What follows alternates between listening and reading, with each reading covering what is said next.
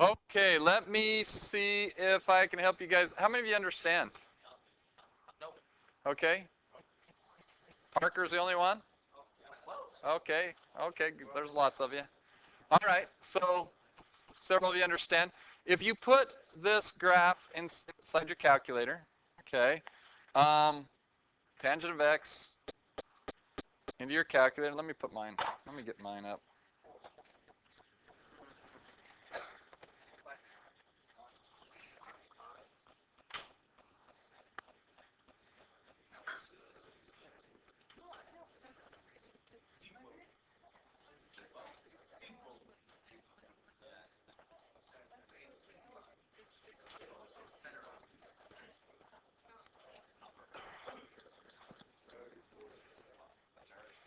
So the x min is negative 2 pi. The x max is positive 2 pi. My x scale is pi force. My y min is negative 5. My y max is positive 5. And my y scale is 1. For the tangent function, if we graph it, it looks like this. Okay? Now, Eric, the first question says, find the value of the graph y equals tangent of x for tangent equals negative pi halves. Well, where's negative pi halves? Okay. Negative pi halves is right, the second mark on the left, right? What is the value? What's the y value right there, you guys? It's undefined. Why is it undefined?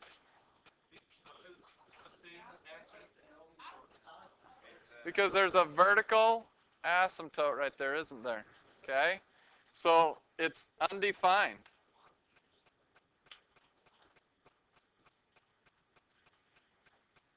Okay. So now we go to number 2. Tangent of 5 pi halves. Well, 5 divided by 2 is 2.5, right? 2 and 1/2 pi. Well, where 2 and 1/2 pi isn't on here, is it? I have pi halves here. I have 3 pi halves here. What's going to happen at 5 pi halves, you guys? Yeah, it's going to be another asymptote, so it's going to be undefined right there.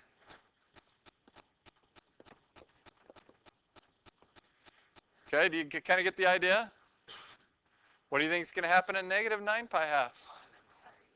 Undefined. We don't even have to look out that far in the graph, do we? Because we know the pattern. Every odd pi halves, it's doing that, all right? You got the idea? Okay. I'm going to give you a few minutes to work on that. Okay, you guys, negative 9 pi halves, we decided is undefined. What do you think about tangent of 5? Yeah, if you guys look at 0 or at 5 pi, well, we know that every pi, it crosses the x-axis, doesn't it? So the y value is 0. So at 5 pi, it's 0. At negative 6 pi, it's going to cross the x-axis, so its y value is 0. And at 7 pi, 7 pi halves, we're to another 7 pi halves. What is that? Undefined. Notice they only gave them to you for odd pi halves and multiples of pi. Okay? So we got that? Okay, now I'm going to answer questions on your homework assignment. 6-8. We'll turn it in next time. You guys, I have been up here talking, and I would appreciate if you guys would listen. Okay? Thank you. Okay. We're answering questions on the last assignment, so 6-7.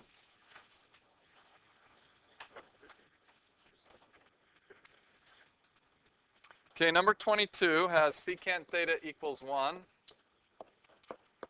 And it says find the values of theta for which each equation is true. Okay, so we're going to need to look at a secant function and see where it's true. This one actually was answered when we graphed them. Do you guys remember when we graphed them? earlier, the secant function.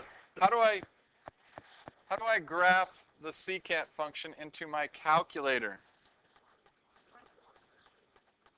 1 over what? It's secant. It's 1 over cosine of x, right? That's how you put a secant in your calculator. And if we graph it, I want to know for what angles, because that's what that is. Secant of what angle is the y value 1? What do you think?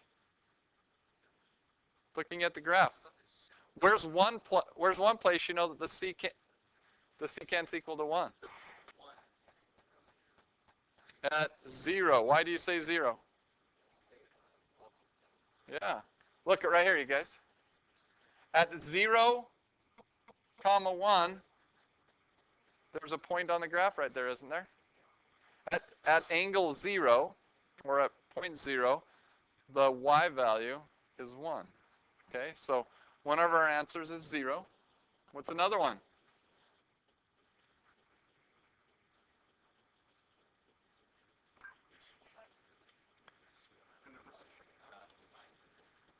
Two pi, right here. Right at 2 pi. If you go to 2 pi comma 1, you're back on the graph right there, right? Where else secant of what angle is 1? Okay, someone said over here? 4 pi would work. What else? Negative 2 pi is right here on the graph. Negative 2 pi. Negative 4 pi.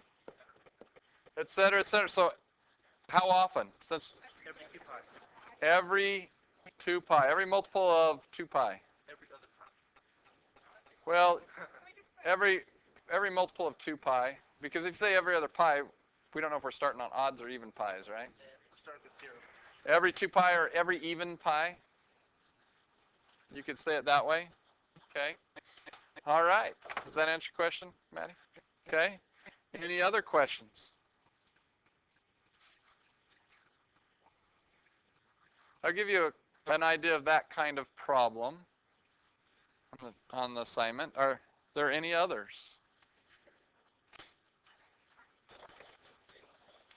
Today, you guys, we are going to learn about the inverses of the trig functions.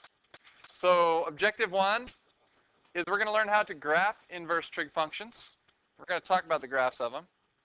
And objective 2 is we're going to find values of inverse trig functions. Okay? So, and over here I wrote it a little bit different, find principal values of inverse trig functions, but same thing. Okay, for the sine function, you're going to do the following. Number 1, you're going to graph the sine function. So everybody, let's pull out your calculator. We're going to graph the sine function. Let's just leave our window like the one that we did for the bell work.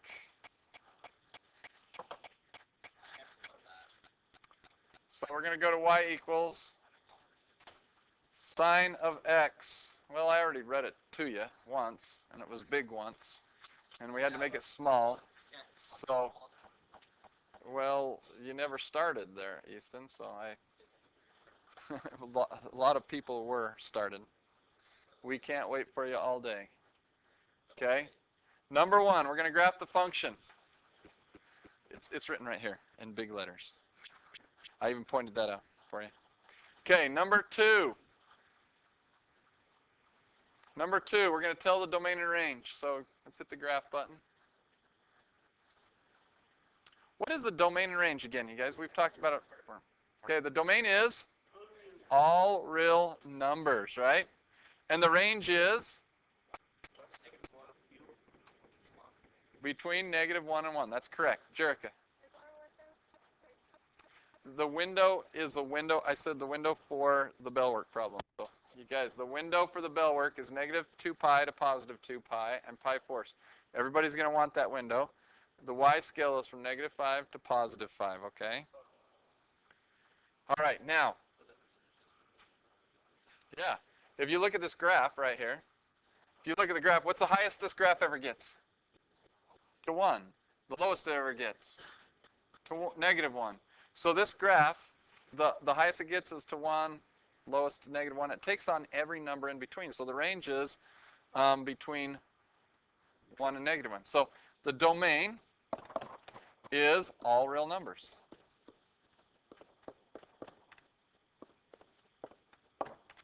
And the range is what?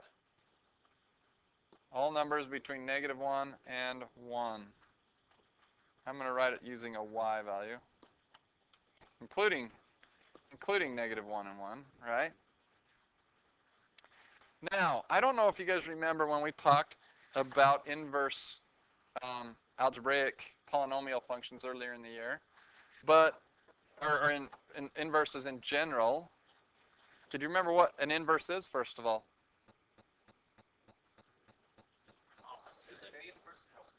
Huh? No. It's where someone else said it, I think. Flip it? Flip what?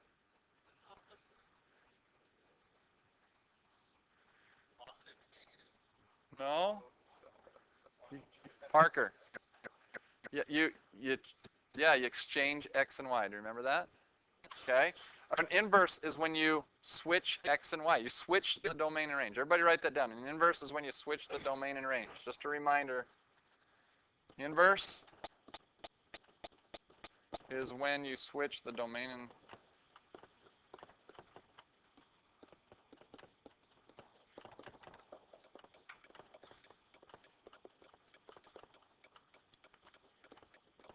now.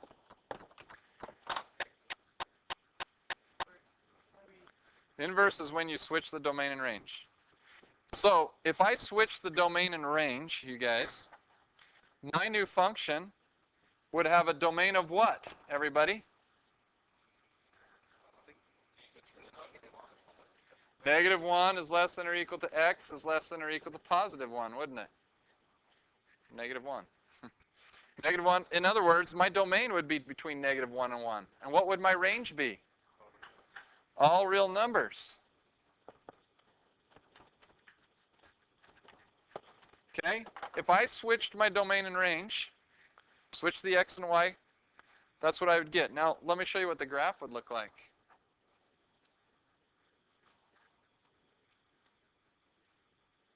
The graph would look like this.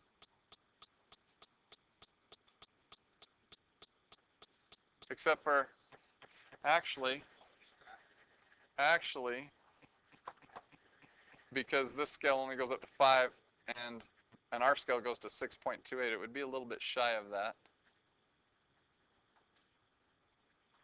Okay? It would look something like that, right? Because we just switched the domain and range. In other words, the x-axis becomes the y-axis, and the y-axis becomes the x-axis. Do you see what I say? Okay? We're getting to that. Right here, Easton just asked, he just graphed it on his calculator, and he said it's only graphing a little tiny bit of it. In fact, everybody go there. Go to your y equals. There you go. That was the question I was going to ask. If you hit second and sine, to bring up sine inverse and hit x, hit your parenthesis like that, and hit your graph. Oh, whoops, I went the wrong way, didn't I? I got to do that again. Yeah, I guess I did go the wrong way. So it goes like this. It would go something like that. However, the part that's graphed on your calculator right here, it only goes from here to there. Why does it only graph that much? Ramon knows the answer. What'd you say, Sean? Yeah. If you notice, the way I drew it up here, does it pass the vertical line test, you guys? No, a vertical line would pass through it infinite number of times if we just switch the x and y. So in order to find an inverse of a sine function, we have to restrict the domain, okay? So we have to restrict the domain. So let's go to a new thing right here. Okay, the inverse of the sine function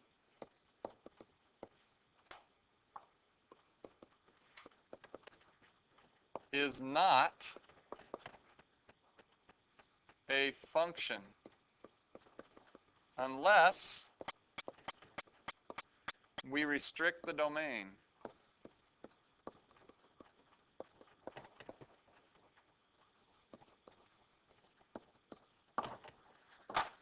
In other words, we have to go to points where we're not going to repeat the same y values. So what are those points? Where do we restrict it? Okay, let's just do this for a second. Let's just go back to the -1. Well, let's go back, you guys. I'm going to clear the inverse function. We're just going to graph the sine again. Where would we graph it? We need to graph this one so that it passes the horizontal line test. So when we switch the x and y, it will pass the vertical line test. Where would we restrict it from? From where to where? If I drew it from here to here, from here to here, would that work? No, because the horizontal line would cross through those two, right? So from where to where would I restrict it? Oh, 1 and -1. 1 and are you referring to this as -1? No. Oh. 1 and 1.5. You got to be looking along the x-axis. From where to where would this?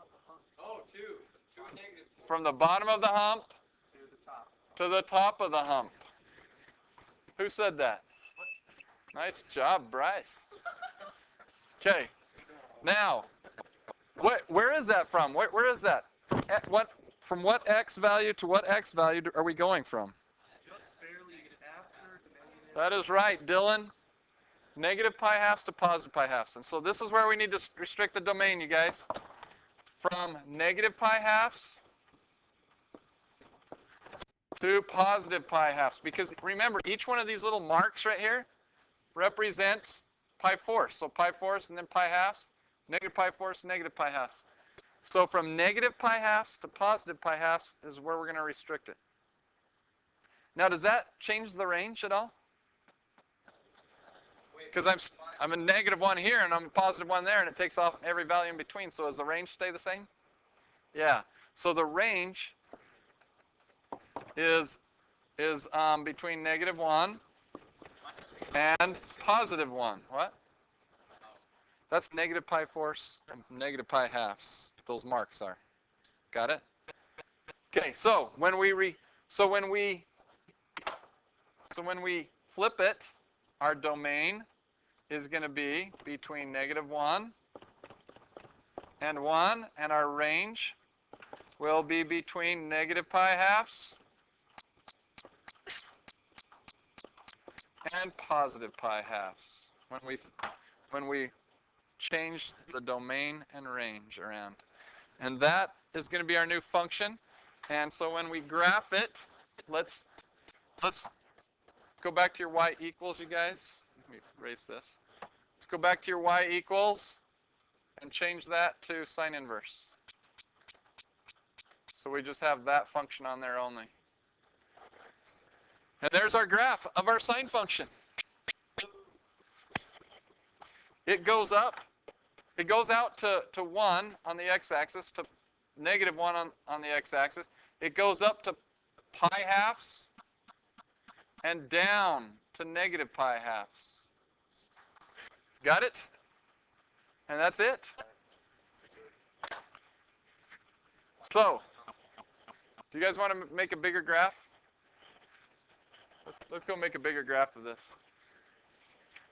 So here's my x-axis. Here's my y-axis.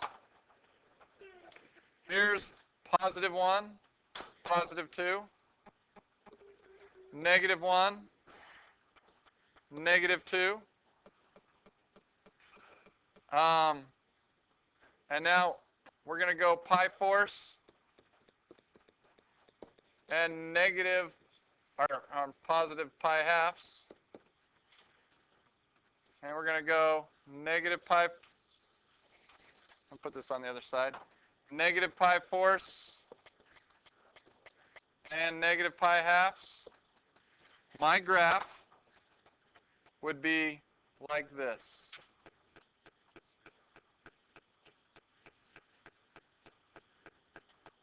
And that's what it looked like right there. It does. Yeah. Well, remember, that's not pi halves. That's negative 2. That's negative 2. You guys, on your calculator, that point right there where it says pi fourths is 1, and that one's 2. And 2 is a little more than 0.7, or what is pi halves? 1 point something, 1.57. So if you look in the tick marks on your thing, you're going to have to change the marks. You're going to have to do your x scale, or your x scale's got to be in 1s, 2s, 3s, 4s. It's got to go in 1s. And your y scale's got to go in pi fourths now if you're going to change it on your calculator. Okay? All right. How many of you guys understand that? Okay. So number 1 was our first objective was to graph inverse trig functions. We need to do this for the other 3, the cosine and the tangent. So we need to do it for the other 2, cosine and the tangent, right? So, are we ready? Hold on just a second. I need to look. Oh, wait. Let's answer these questions first about the sine function. Is the inverse a function? If not, tell what you would have to do to make it a function. What would you do? Restrict the domain to what? Negative pi halves to positive pi halves, right? And then this last question. This is objective 2. Find the principal values of the inverse function, you guys. Find the arc sine of 1/2. In other words, the sine of what angle is 1/2? Let's go back and look at our graph.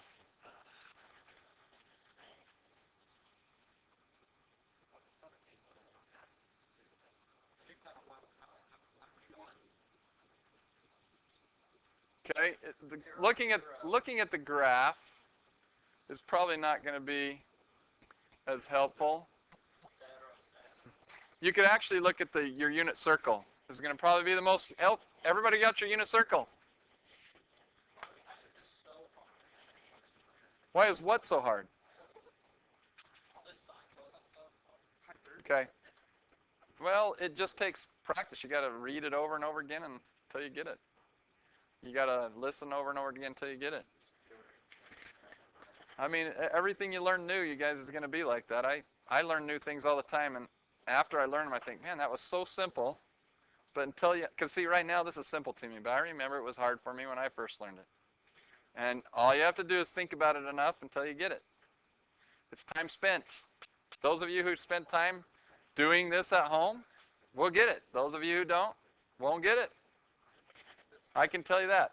Those of you who pay attention in class and really try hard will get it eventually. Well, you probably need to spend some time at home too. And those of you who don't probably won't get it. Okay?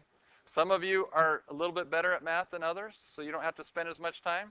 Some of you are not as good at math as others, so you have to spend more time. Some people have to practice basketball more than others to be as good as the other person, right? Because they weren't born with the same talents. Huh? Okay, let's have a bet on that. You want to bet, Easton? Yeah. All right. I'll lay down a bet. What's the bet? What's the bet, Easton? I don't have to do homework. Actually, the whole class doesn't have to do homework for a week. Okay. And if you lose? Double homework. Okay. Hey, if you're so confident, then go for it. There's a lot of pressure. Come on. If you got the words, you got to walk it out. Heck no. All right, back to this, you guys. Here we go. Not mine. Hey, look right here, you guys. Let's. We'll schedule after school. It's snowing today. You can't play baseball in the snow. Okay. Hey, I'm in on this. Okay. All right. You guys, arc sine. In other words, we want to know for what values of theta will give us a sine of 1/2. Well, sine is defined to be the y values, right, Easton? So if you look up here, the y value at pi 6 is 1/2, right? But also, the y value at 5 pi 6 is 1/2. However, one of these two answers won't work. Why not? And which one is it? Why won't it work?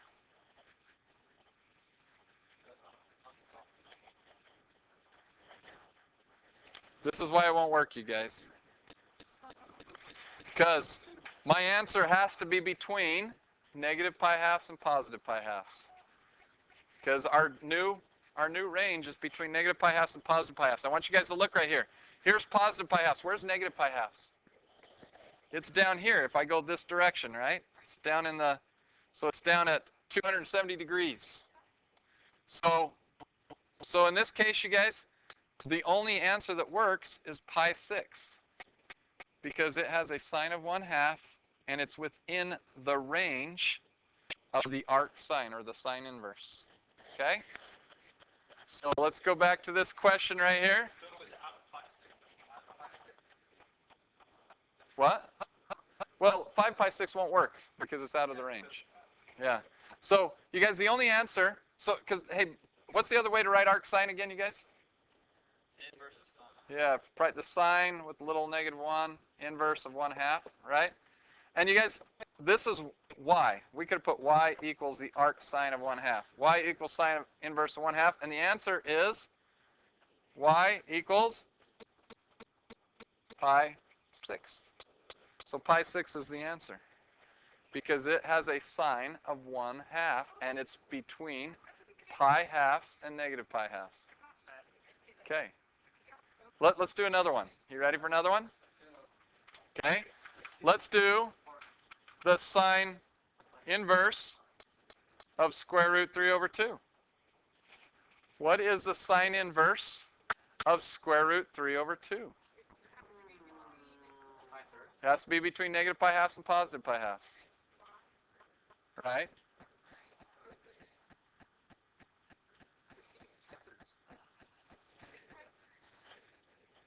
It is pi thirds. Because look, if you look at the unit circle, all these y values down here are negative, right?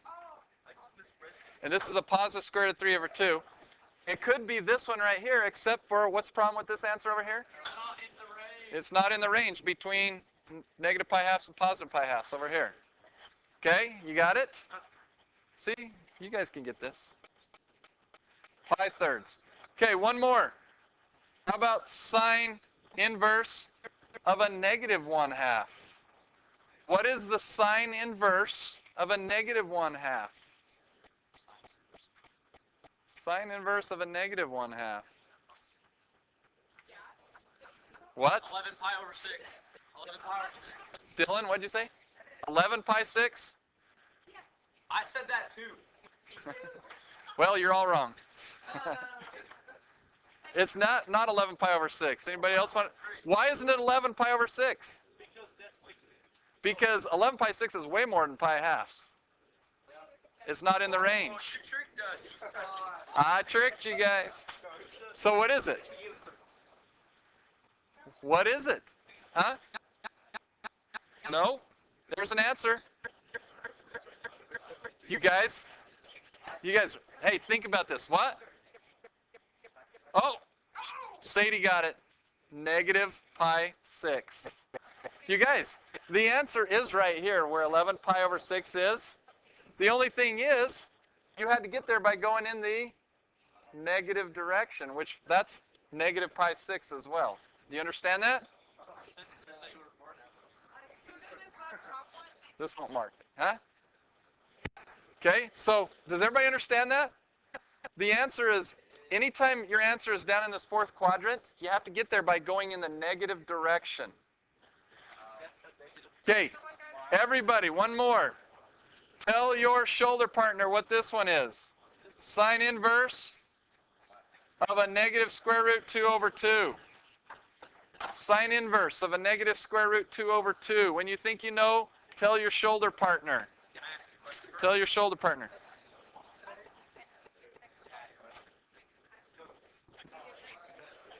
That's right.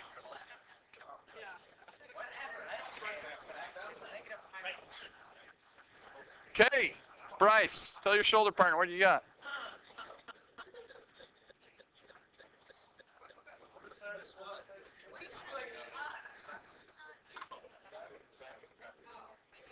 Jericho.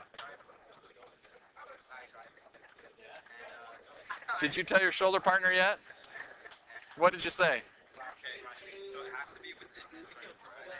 Okay. Wait, why wouldn't it? You guys, the answer, some of you said it, is negative pi fourths. Because if you look right down here, these are the two angles on the unit circle that have a negative square root 2 over 2 for the y value, right? But the only one that's in the range is the one over here in the fourth quadrant, but you have to get there not by going clear around to 7 pi over 4, but by going in the negative direction to negative pi fourths. Okay? We got it? Okay, now, you guys, we have to do the same thing with the cosine function. I'm going to go kind of quick on this one, because that was just to help you understand. I need you to figure out, everybody put the cosine function in your calculator, I need you to figure out where do we have to restrict the domain of the cosine function to make it 1-to-1, or to make it so that its inverse will be a function, okay? Where do you have to restrict the domain of the cosine function? No, not the same. I'm going to put in the cosine function. Negative 2 to 1. Negative 2 to 0. You guys look, here's the cosine function. If I put it from negative pi halves to positive pi halves like this, is that going to be 1-to-1? Is that going to be a function when I take the inverse? Nope. So I have to restrict it somewhere else. Where do you think? 0 to pi, Ramon says. What do you think? That is it. If I turn that, that will be 1-to-1, right? And if you notice, we go back in here, and we put in cosine inverse of x, and we graph it. Okay, that's what it is.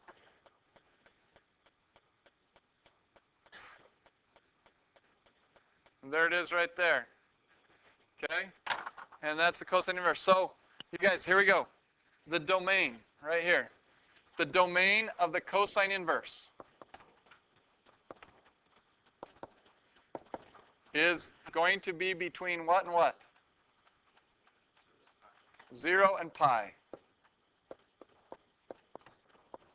And the range is going to be between what and what?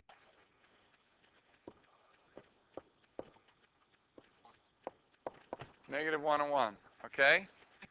So, notice all your answers. Oh, wait.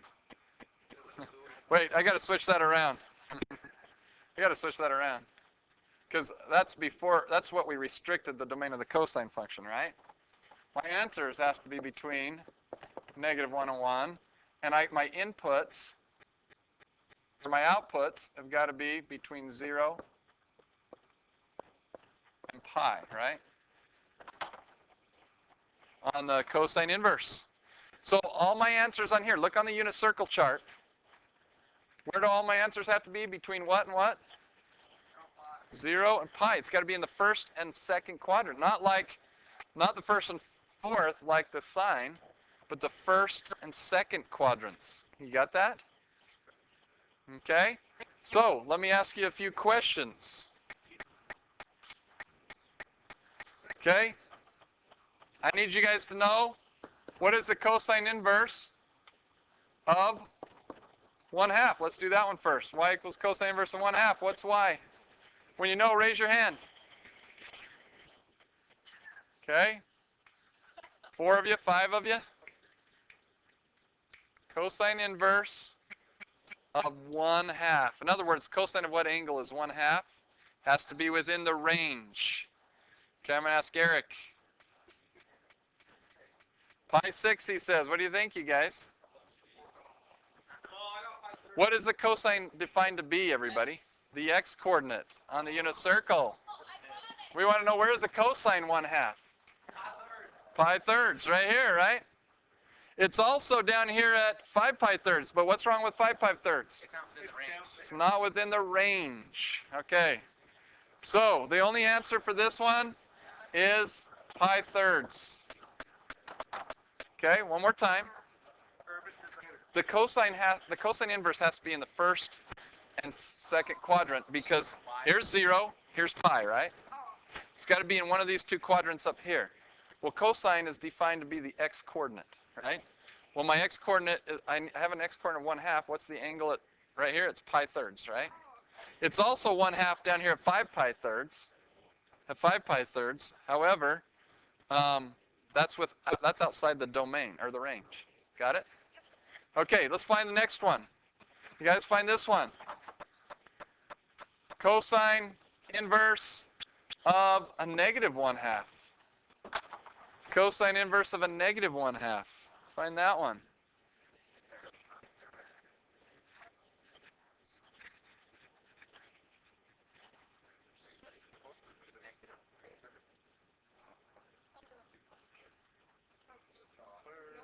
Okay, raise your hand when you think you got it.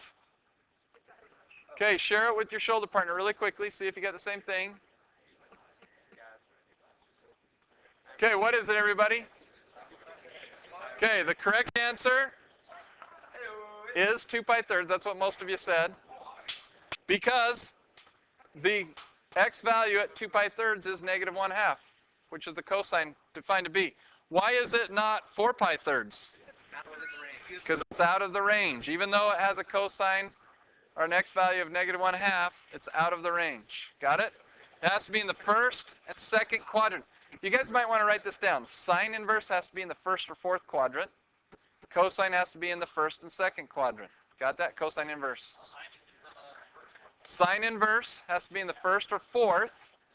But if it's in the fourth, you have to go the negative direction, right? Don't forget that. And if it's a cosine inverse, it has to be in the first or second quadrant. Got that? Okay? All right. I think we're ready to move on to the tangent function.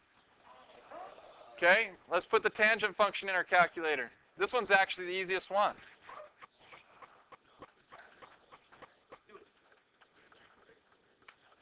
This one's the easiest one when it comes to inverses.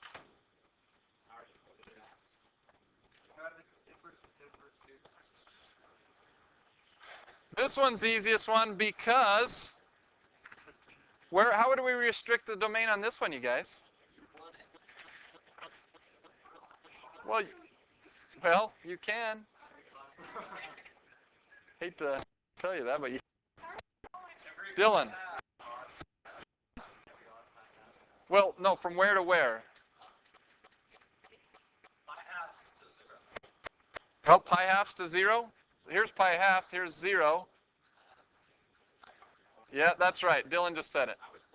Negative pi halves to positive pi halves. So I go from negative pi halves to positive pi halves. My only function is that part right there, right? So we do away with all these. Not 0. Negative pi halves to positive pi halves. Now look, you guys. So clear this out. And put in the tangent inverse instead.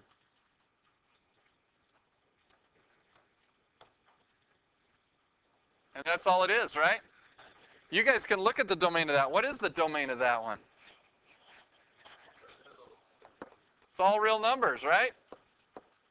So this is the y equals tangent inverse of x. Okay, what is the range of this one?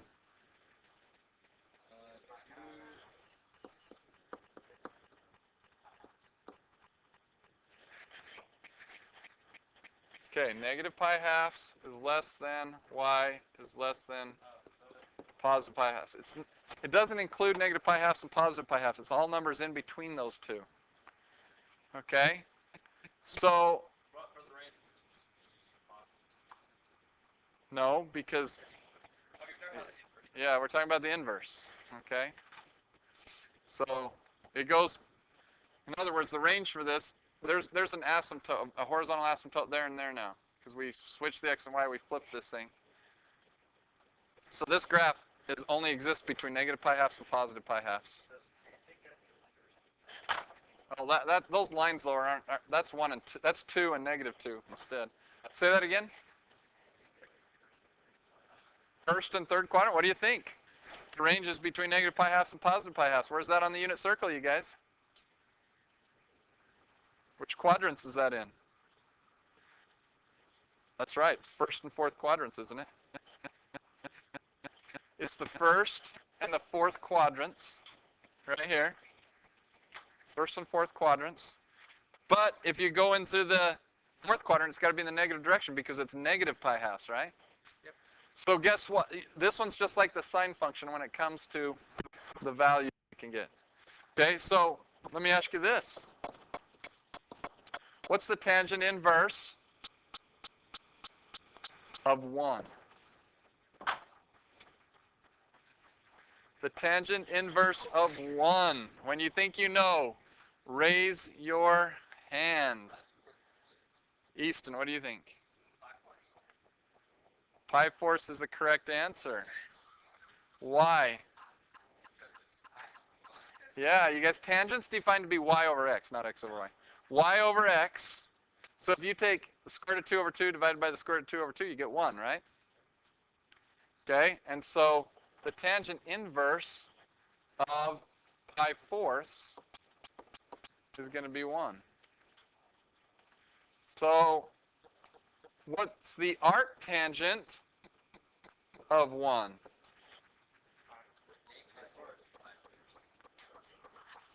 Same answer, because it's the same question, isn't it?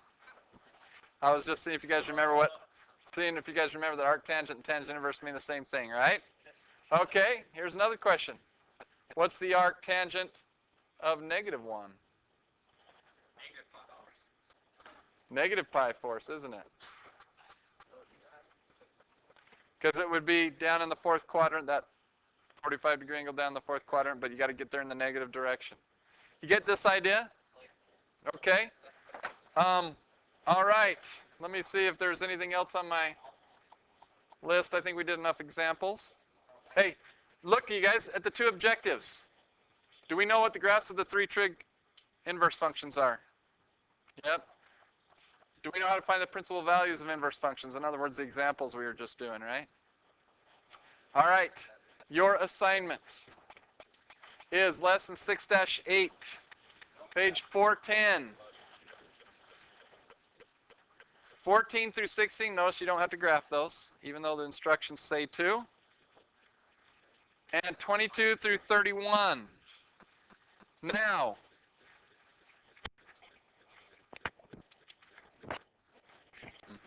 okay, now, you guys, this is the last assignment before we take the test.